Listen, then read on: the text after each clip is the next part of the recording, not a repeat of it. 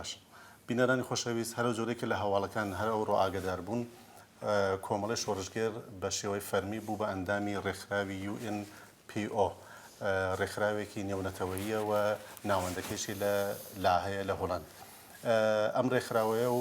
چۆنیەتی ئەندامبوونی کۆمەڵە لەم ڕێکخراوەیە و کاریگەریەکانی حەزمان کرد لەگەڵ هاوڕێ ناهیدی بەهمنی بەرپرسی پەیوەندیەکانی دەرەوەی کۆمەڵی شۆڕژگێر تۆزێک لەسەری باس بکەین و ئاوڕێک لەم هەواڵە بدەینەوە. ناهید بەخێر بێن. سپاس بۆیەوە. لە پێشتە بۆ بینەرانمان ئەگەر پێم خۆشێت تۆزێ باس لە ئەم ڕێکخراوەی پێسن ئەم ڕێکخراوەیە چییە؟ ڕێکخراوی UNPO کە اختصارێکە لە نێوی عمومیەکەی عیبارەتە لە سازمانی نەتەوەکان و خەڵکی بێدەوڵەت یا بێنوێنەر. ئەم ڕێکخراوەیە لە ساڵی 1991 لە وڵاتی هۆلند لە شاری لاهە لە قەسری ئاشتی دامەزرا. لە کاتی دامەزراندندا 15 ئەندامی بوو و تایبەتمەندی ئەم ڕێکخراوەیە ئەوەیە کە بە ئەندامەکانیان دایان مەرزەند هەر عیبارەت بوو لە بریتی بوو لە خودی ئەو خەڵکو و گەلانی بێدەوڵەت. لە 91 ئەوەندەی ئەندام بوو ئەو ڕۆ ساحێبی 40 نەتەوە و خەڵکی بێنوێنەرە کەوانە ئەو 40 ئەندامی ئەم ڕێکخراوەن. تایبەتمەندیەکەی ڕێکخراوێکە کە ڕێکخراوێکی دموکراتیک نێونەتەوەیی و لایەنگەری نەتەوەکان و ئەو نەتەوانەی کە دەوڵەتیان نییە، ئەو نەتەوانەی کە نێوێکیان نییە، دەنگێکیان نییە لە ناوەندە نێونەتەوەییەکان، دەنگ و ڕەنگی ئەوانە لەو ناوەندانەدا وەتوانێت بە نەوعێک ئەهرۆمێکی یارمەتی دەرە بۆ سەر ناوەندە ناونەتەوەیەکان لە مەڕ دابینکردنی ماف و حەق و حقوقی ئەو گەلانە.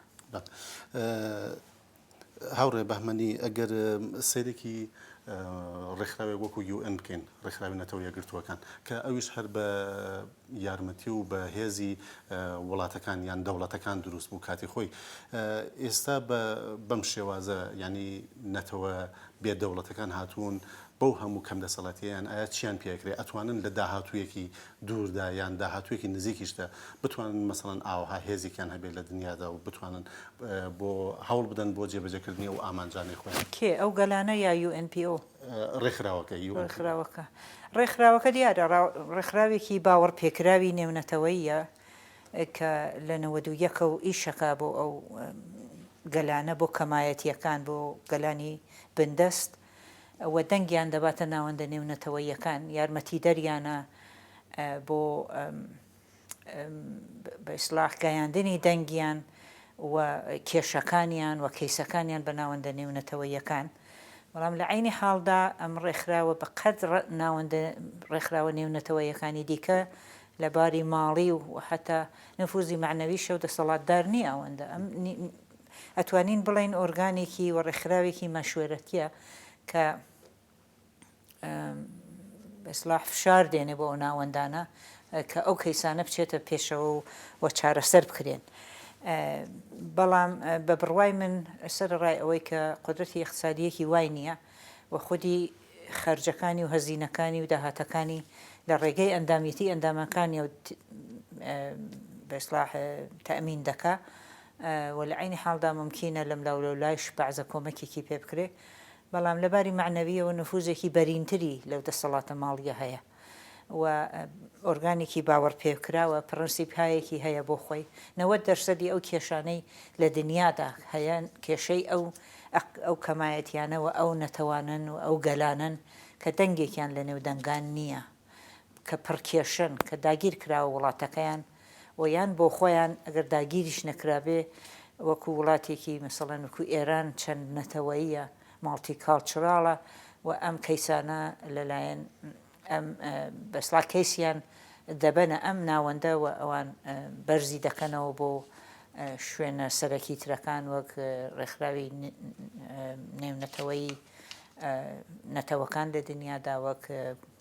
بە ئیسلاح شەورای مافی مرۆڤ و ئیلا ئاخر. من پێم وایە ئەمان خۆیان هاوکاری ئەو ناوەندە نێونەتەوەیان ناکەن لەم پێناوەدا، چونکە ئەگەر تۆ وەکو نەتەوە و یا وەکو خەڵکێکی کە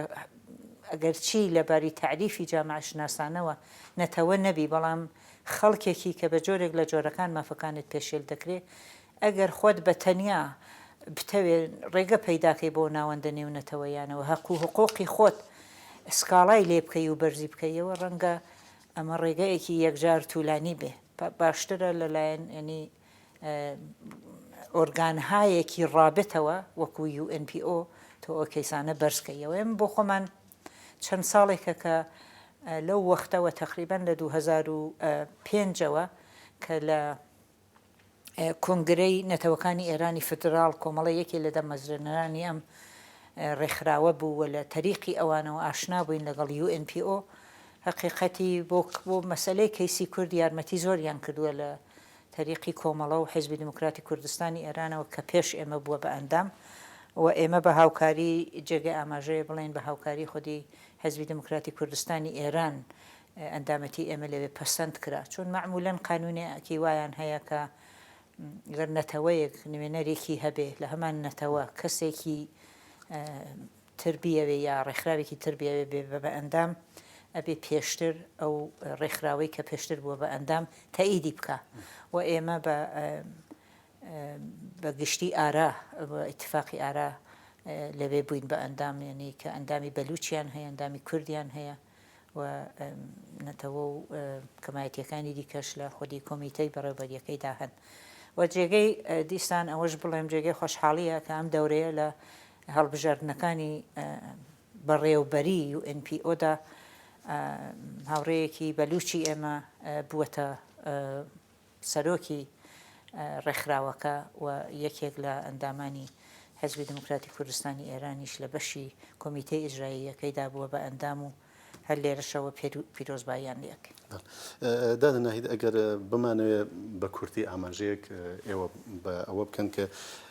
کۆمەڵی شۆڕژگەر لە چەند خاڵە مەسەڵەن ئەگەر کورتی بکەینەوە مەبەستی چی بۆ لە ئەندامبوون لەم ڕێکخراوە؟ ڕاستە مەسەڵەن هەموو ڕێکخراوەکان بڕێک ئامانجیان هەیە، بەڵام خودی کۆمەڵەش UNPO لە مێکان زۆر دەقیق خولقێنەر و بە شێوەیەکی دموکراتیک کەیسەکان دەباتە بەردەم دنیای نێونەتەوەیی و ئێمە وەک میلەتێکی بندەستی تقریبان کەمدەنگ لە ناوەندە نێونەتەوەیەکاندا وامان دیەوە. ئێمە و حیزبی دموکراتی کوردستانی ئێرانیش لایەن کوردی ڕۆژهەڵاتەوە کە باشترین یەکێ لە کاناڵە بە قودرەتەکان و کاناڵە باشەکانە بۆ پەیوەندی ئێمە لەگەڵ دنیای نێونەتەوەی. UNPO بۆی هەیە لە دایرەی چالاکیەکان و اقتداری خۆیدا کۆنفرانس ڕێبخە کۆبوونەوەهای گەورەی نێونەتەوەی سازمان بدا لەسەر خواستی ئەم نەتەوانە. ئەس جملە ئێمە بۆ خۆمان داوامان لێ کردووە کە کەیسی کوردی ڕۆژهەڵات زیاتر لە جاران بچێتە ناوەندە نێونەتەوەیەکان. ئەخیرەن ماوەی ساڵێکی لەوە پێش لە پارلەمانی هۆلەند کۆبوونەوەیەکیان بۆ کەیسی ڕۆژهەڵات بۆ ئێمە حیزبی دموکرات دانا و لە داهاتووشدا قەولدراوە کە حتممە و کارە بکەن مادام کە تۆ ببی بە ئەندام تەبعاً دەسەڵاتی زیاتر پەیداکەی و نفوزە زۆرترە بۆ ئەوەی بتوانی لەو تەریقەوە مافەکانی خۆت بەریە ئەو مەحافلە و ئەو ناوەندانە و هەروەها داخوازیەکانی خەڵکی کورد بەگشتی چه بەگشتی چه وەکو کۆمەڵە کە ئەویش هەر لە ڕاستای دابینکردنی مافی گەلی کورد لە کوردستانی ئێرانە ئەوانە پەرە پێ بدەی. ئەوان یارمەتی دەکەن تەنانەت زۆر جار بوون لە ئەندام لەوەها ئۆرگانیزمێکدا بە بڕوای من پێش هەموو شتێ ئاشنات دەکات لەگەڵ کەیسی نەتەوەکانی دیکەی غەیری کورد لە وڵاتانی دیکە. کەیسی ئەوانەکە بە کەیسی تۆ، کەیسی تۆ ئەکا بە کەیسی ئەوان و بە جۆرێک لە جۆرەکان هاوپشتیوانی و یەکگرتووی هاوبەستگیەک ئیجادەکە کە ئەمە شەخص حیزب و گەلێک بە تەنیا خۆی ناتوانێت ئەوە بکە. خاصیەتی ئەم جۆرە ناوەندانە لە وەهلەی ئەوەڵدا ئەوەیە. کاراسانیت بۆ کە کۆنفرانس بگری و لە مەجامعی نێونەتەوەیی بتوانی بەشداری بکەیت کە ممکنە ئەوە بەبێ ڕێکخراوێکی ئاوایی معتەبەری نێونەتەوەیی تۆزێ بۆ خۆت بە تەنیا سەخت بێکە و کارە بکەیت تا ئێستا چەند نمونەیە لەو کارانە کراوە لە داهاتووشتا قەرارە زیاتر کەیسی کورد بەگشتی کە پێشتر کەیسی کورد بەگشتی ئەوەش بڵێم ئەحزابی مەسەلەن کوردستانی باشوور کە ئەلعان لە دەسەڵاتدان و حکوومەتی هەرێم دەگێڕن ئەوانە بخۆیان لە ئەوڵەوە مەسەڵەن ئەندامی UNPO بوون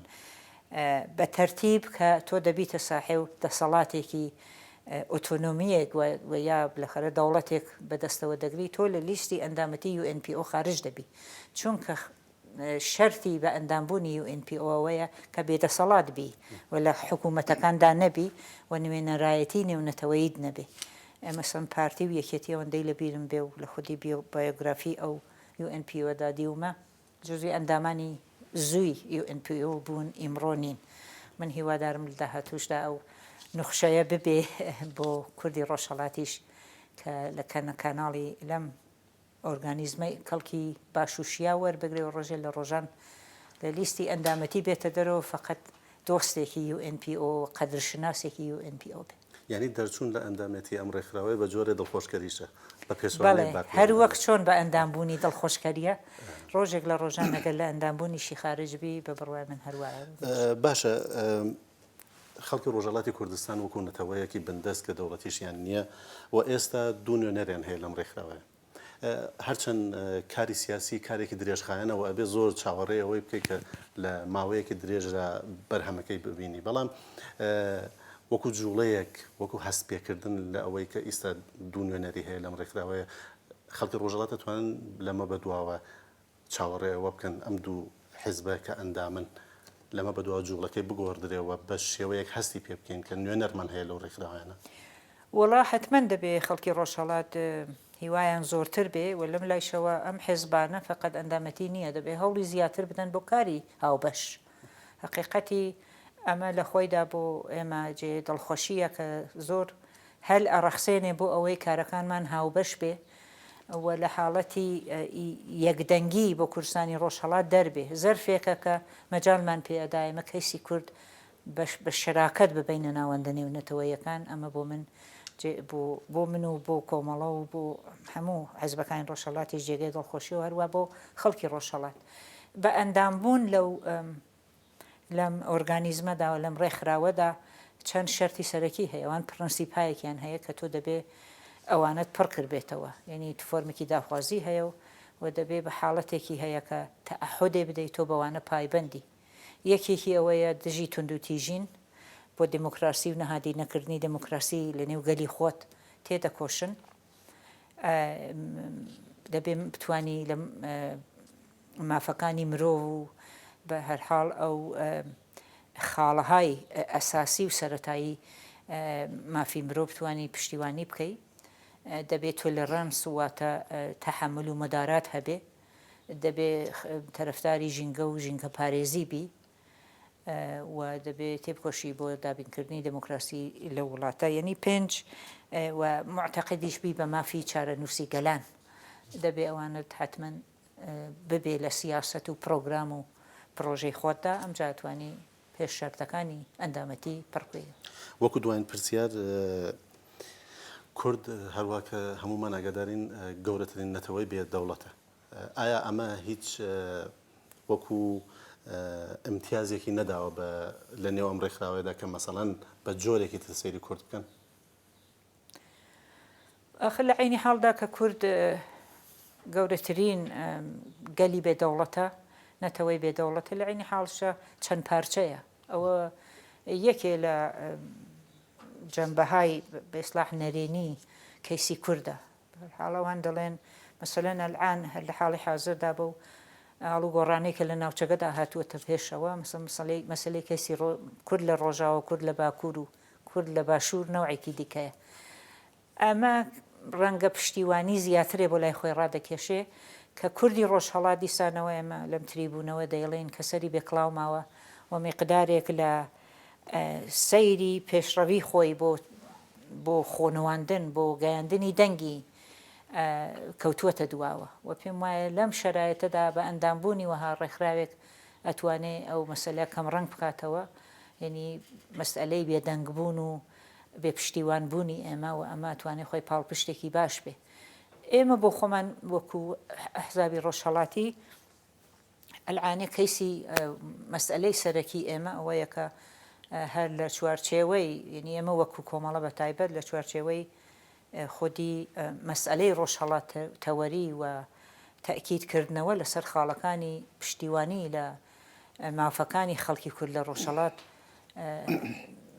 مەسائل و پرۆگرامی خۆمان ئاراستەی ئەم ڕێکخراوە بکەین و چینە پێشەوە بۆ معنانی ئەمە لە پارچەکانی تر هەمیشە وتومانە لێرەشدا لە